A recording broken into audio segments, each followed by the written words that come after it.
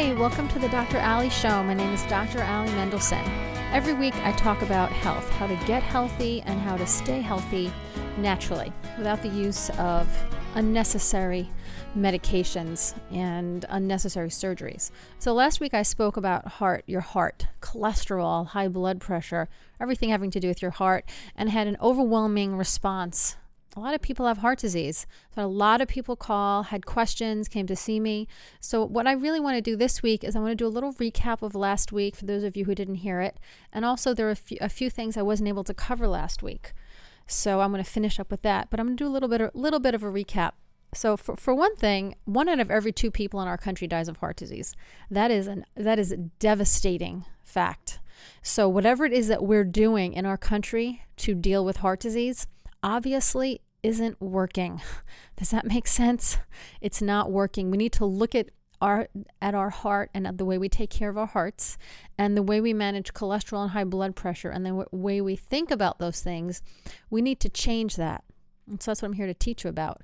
Basically, I'll do a little recap about cholesterol.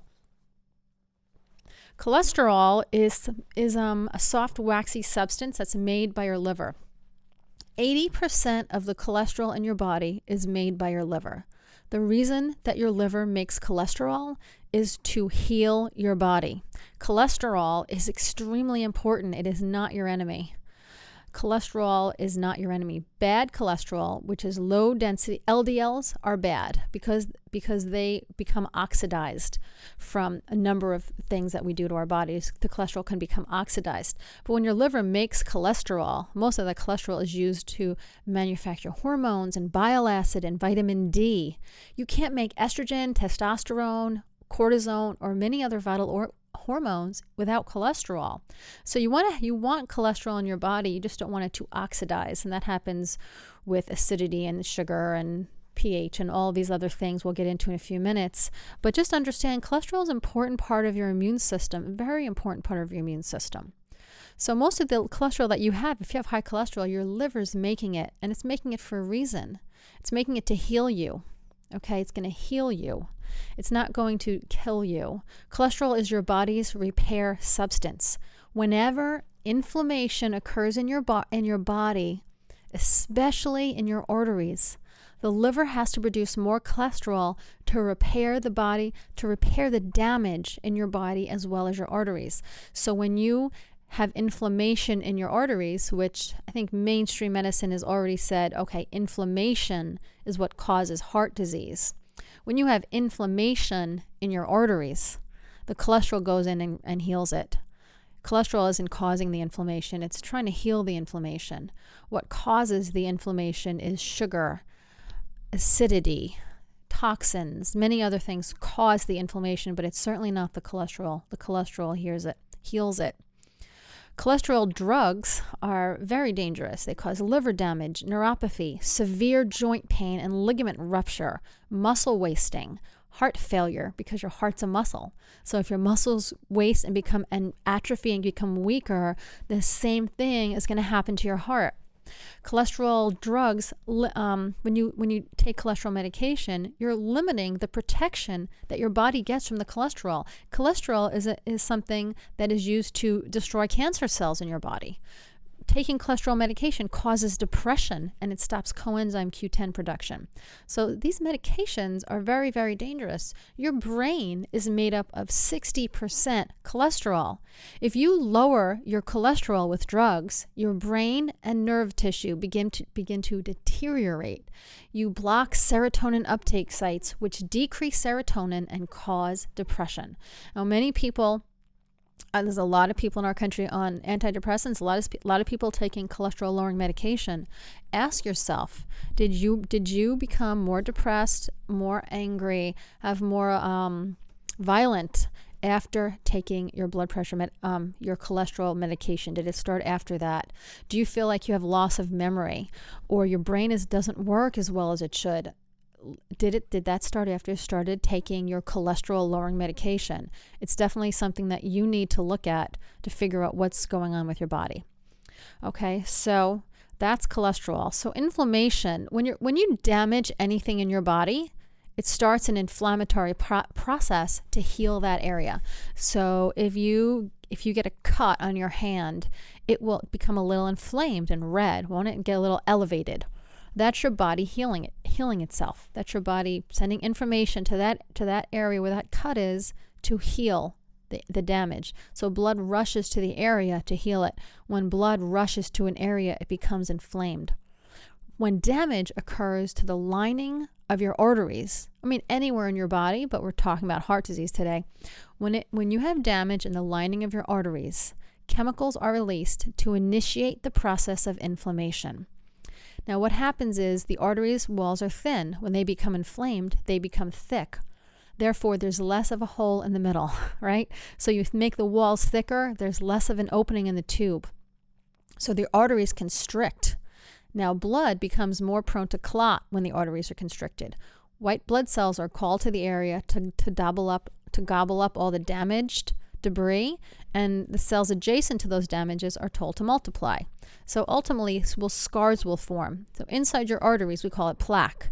And the constriction of our arteries and the thickening of your blood further predisposes you to high blood pressure or heart attacks. So this is the cause of heart disease. It's inflammation. And I said many doctors today will admit that inflammation causes heart disease. Your artery walls become inflamed, become thicker, and because they're a tube, when the walls become thicker, there's less space in the middle, and that constricts the flow of blood. Less blood flows through there.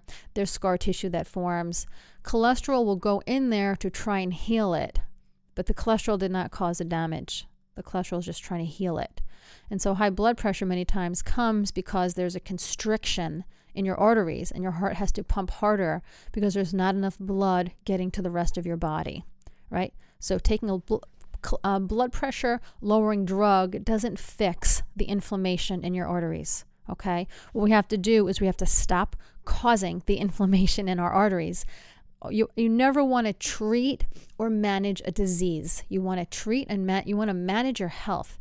It's the same thing as saying, well, I'm going to let you just spend all your money, and I'll give you all this money and just spend it, do whatever you want with it. And when you run out, I'll teach you how to manage poverty.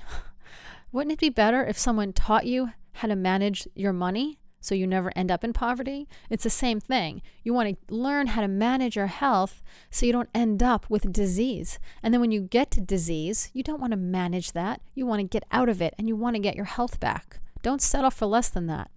So let's talk about what causes inflammation.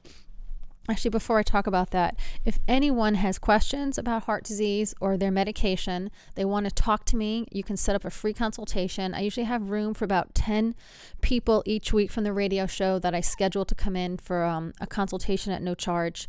So you can call my office at 888-522-3331. My name is Dr. Allie Mendelson. I'm in Farmington. Again, my phone number is 888-522-3331. So, and call and schedule a consultation for you or anyone that you know and love. Right? What causes inflammation? Number one thing that causes inflammation, this is the last thing that you want to hear, but this is what I'm going to tell you, is sugar. I think I'm going to do an entire show on sugar next time. How does that sound? Okay, sugar causes inflammation. What else causes inflammation? An improper ratio of essential fatty acids, the omega-6s and the omega-3s. The ratio of omega-6 to omega-3 should be 2-to-1. If the ratio is off, it can cause inflammation. Acidity in your body causes inflammation, and free radicals cause inflammation. Now let's go through each of these one at a time. Sugar. Now when I say sugar, I'm also talking about anything. I'm not just talking about sugar. I'm talking about anything that turns to sugar in your body. So any kind of flour, bread, pasta, white potatoes, sweet potatoes, mostly, any kind of something baked, rice, grains, even like brown rice and quinoa. All of these things turn to sugar in your body. So anything that turns to even a lot of fruits, not all of them, but a lot of them will turn right to sugar. Now, if you have heart disease, you want to reduce your inflammation, you want to reduce the intake of all of these foods. So that when I say sugar, I don't just mean white sugar. I mean anything that has sugar in it and that turns to sugar in your body. Okay. So cortisol and insulin, this is what happens when sugar gets into your bloodstream. Your body releases cortisol and insulin.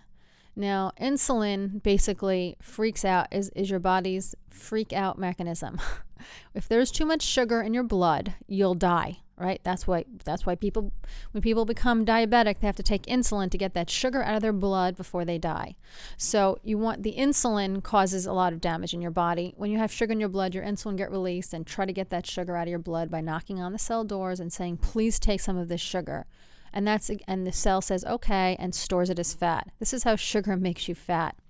But there are other things that go on. Inflammation causes damage to cell walls of the arteries, leading to plaque buildup.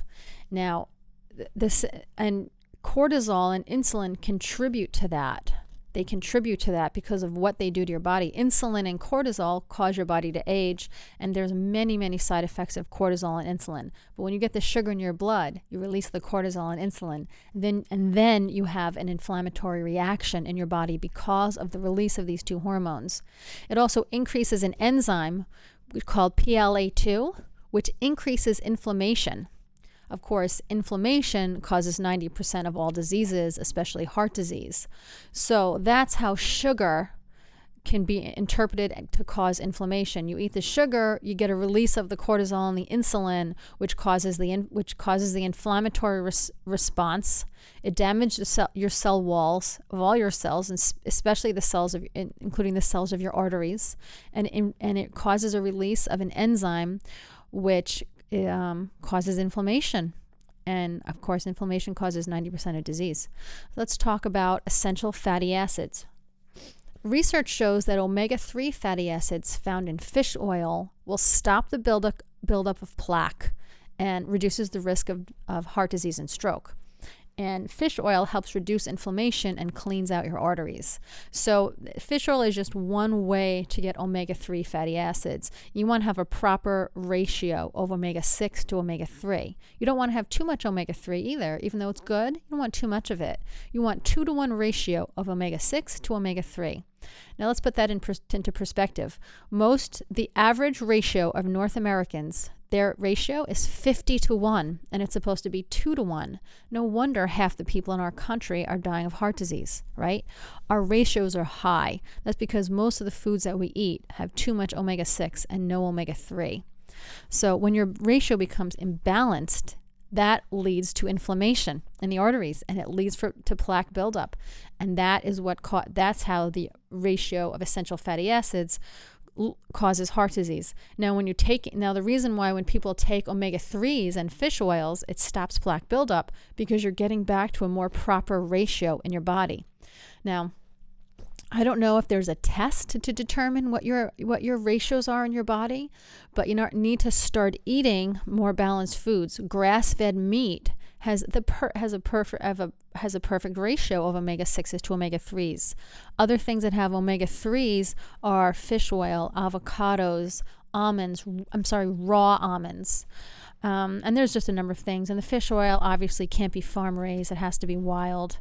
But you can look this up too. And of course, I always do workshops at my office once a month, and they're free. So if you want to come and learn more, you can come to one of my workshops. You can give me a call. My number is 888-522-3331. Again, my name's Dr. Ali Mendelson. My office is in Farmington.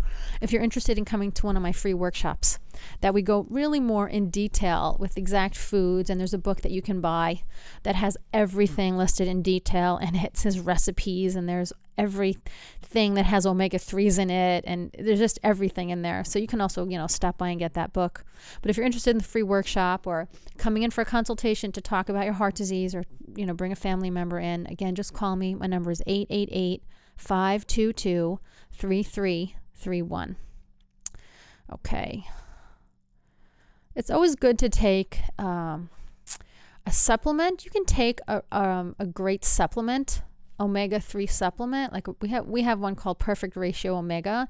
It's a 2-to-1 supplement, and it's great. But you really don't have to take a supplement to get your omegas right. You can just eat really good food. But if you want to take a supplement, if you have heart disease, sometimes I don't recommend everyone take it, but some people will come in real bad. I get them right on it to just try to get their ratios better as quickly as we can.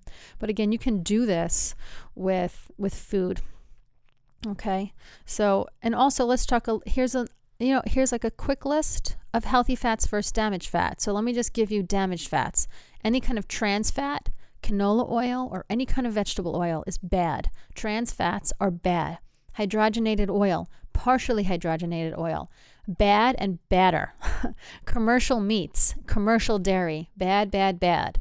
If you want meat and dairy, you get organic grass-fed meat, organic grass-fed dairy, and you have perfect ratio of omegas. Coconut milk and coconut oil also are a great source of omega-3s, and really so is organic extra virgin olive oil. And of course, fish oil is wonderful. You're better off eating sardines or, I can't think of the word now, those other little fish that are real oily. You can eat those. You can eat sardines. That's a great way to do it. Or salmon, but it has to be wild. Fish has to be wild. It cannot be farm raised. All right, let's talk about acidity. This is what we didn't get to last week. Never got to this part of the talk because I talked about everything else probably too much. So acidity in your body, proper pH of your body, balancing out your alkalinity and your acidity. All diseases, including heart disease and cancer, lives and thrives in an acidic environment. There is an acidic environment that is a cause of inflammation in your body. So a balanced alkaline and acid relationship is the key. You don't want to be too alkaline. You don't want to be too acid. So pH measures the scale. It measures this. The pH scale. It goes from 1 to 14. The middle is 7.3, and 7.3 is neutral. So your pH has to be at least neutral in order to prevent disease. It has to be 7.3. Now, it's great if it's 7.4, 7.5, or 7.6. That's great too. It doesn't have to be exactly 7.3. You can buy strips that you can put in your mouth and check your acidity. I do this at my office as well. You can stop by and take an alkaline test, and we'll tell you if your body is acidic or alkaline. So anything lower than 7.3 is acidic, and anything higher is alkaline. And each number away from 7, either way, is 10 times the alkalinity or the acidity. So if you're 6.3, you're 10 times more acidic than someone neutral. If you're 5.3, you're 100 times more acidic than someone that's neutral. So you got to be real careful with what you're eating. Soda, for instance, has an acidity of like 2.5, which I think is 100,000 times more acid than neutral. I'm just trying to remember. I don't remember. Maybe it's 50,000 times more acid than neutral. It's much, much more acidic than neutral. It can take your whole body down to an acidic level. And when you become acidic, your artery walls become damaged and they create inflammation. The acidity creates the damage and the destructive force in your body. And your body becomes inflamed to heal from the acidic environment. So of course, the inflammation is against a healing process that your body's trying to respond to an outside force that's damaging it. So the acidity in this case is the damaging force, and your artery walls become inflamed in reaction to the acidity in your body. So until you change that, you got to work on all these things. Until you change that, you're not going to get much better. So here are sources of acidity. Oh, here it is. A can of soda, I have a list here, and I just turned the page. A can of soda has a pH of 2.5, so it's 50,000 times more acidic than neutral, and it'll take 30 cups of water to neutralize 1 can of soda. You know what? It's not worth it. I don't think you can even drink 30 cups of water without even physically, I don't even know if you can drink that. So it's really not worth drinking soda. Again, a quick list of things that are acidic are conventional meat, conventional turkey, any kind of deli or packaged meats that are conventional. Now that has nothing to do with organic grass-fed meat and free-range chicken. That's all good. It's the conventional factory farm raised meat, chicken, and turkey and deli that has the nitrates that causes the acidity. It's not the meat. You get good meat, you can eat it all day and not be acidic. Sugar or refined carbohydrates. Sugar is extremely acidic. That's what causes the acidity of soda, and it absolutely destroys your immune system. And don't forget that grains and a lot of fruits turn to sugar in your body. So whole grain isn't better than white in any way. It still turns to sugar and causes acidity. Bad dairy, right? The regular conventional dairy is bad. It causes acidity. Whereas grass-fed organic or raw dairy is fantastic for you. Caffeine is acid causing. The wrong kind of salt is acid causing. The salt that you buy in the store, the iodized salt, is acid forming. If you buy Himalayan crystal salt, the pink stuff, that is alkaline. And that is really good for you. So it's really not like give up salt, give up dairy, give up. You don't have to give these things up. You just have to change the source. Alcohol, nothing I can say. It's just acid causing. Tobacco, just give it up. Tobacco, bam. Acid causing, give it up. Artificial sweeteners, give them up. They're acid causing. There's no replacement or better versions of those things.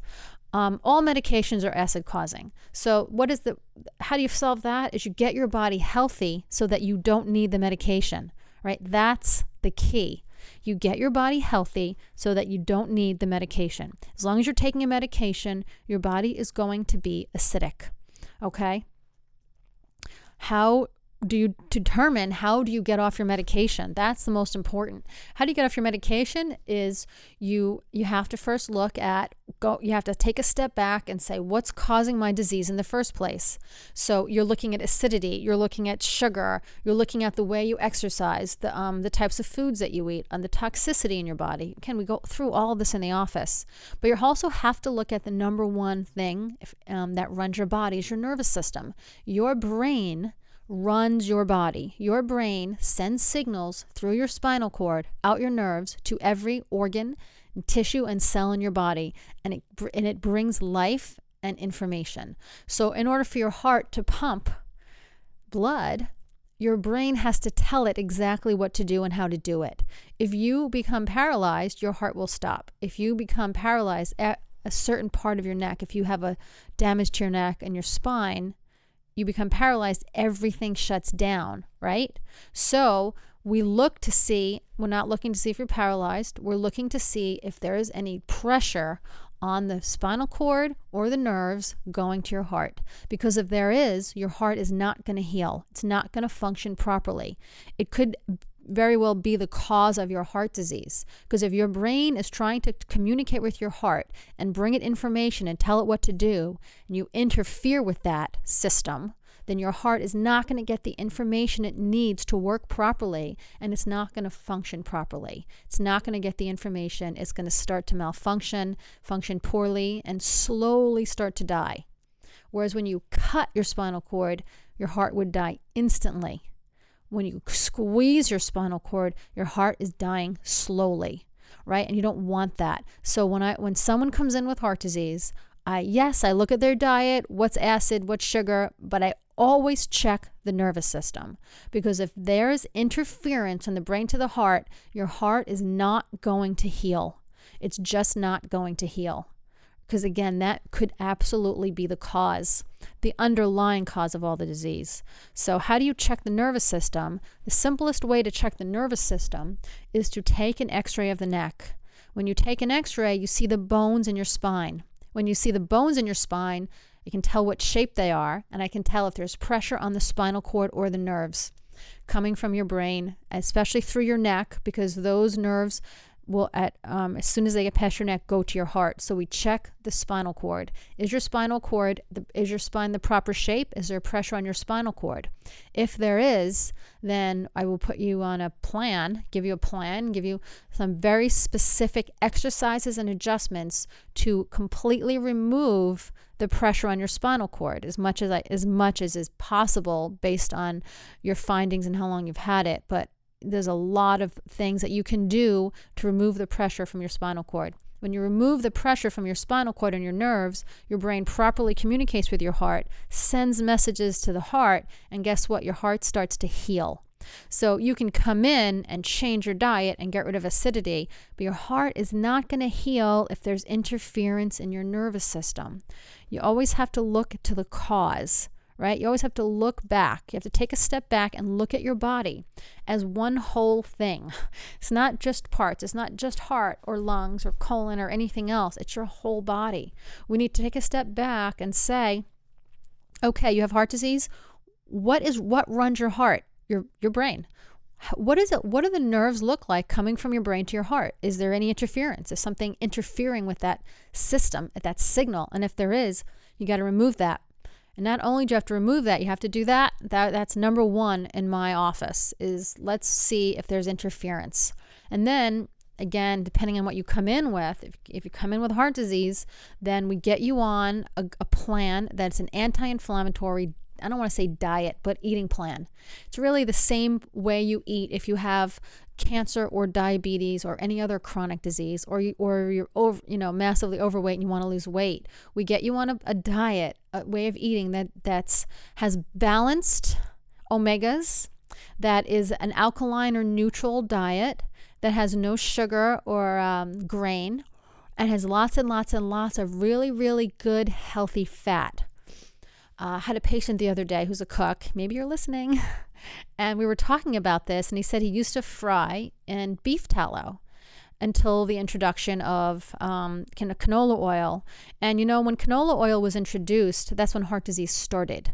Margarine was introduced, in the 70s? That's when heart disease skyrocketed, and so did obesity. So getting back to the basic core eating, beef tallow is good for you if it comes from a grass-fed cow. It's fantastic for you. If it comes from a bad cow, it's bad for you, just like anything else. It's the quality, it's the source. So you eat food from a good source. You eat good quality eggs, quality meat and dairy. You reduce your sugar and your grains. You eat lots of healthy butter. And you can come into the office. You can get a free consultation if you're one of the first 10. I usually have room for 10. You can come to any of my workshops. I do free workshops every month. You can get the book that has all of this information in it. I can't go into all of it on the phone, on the radio every time. You can send me an email. Give me a call. My name is Dr. Ali Mendelson. My number is 888-522-3331. Again, I'm in Farmington. My radio show website is DRALLIE show.com. You can send me an email, sign up for my newsletter, listen to my old radio shows under archives. There's a lot of ways that you can get the information that you need. But really, you have to make a decision. If you want to be healthy, you have to make a decision, and then you have to take some action. You can't just hear the information and say, oh, that's good information. You have to take action and start making some changes in your life. It's the only way that you are going to have a better life and a better health. And then you can manage your health instead of managing your disease. Thank you guys so much for listening. Have a blessed day.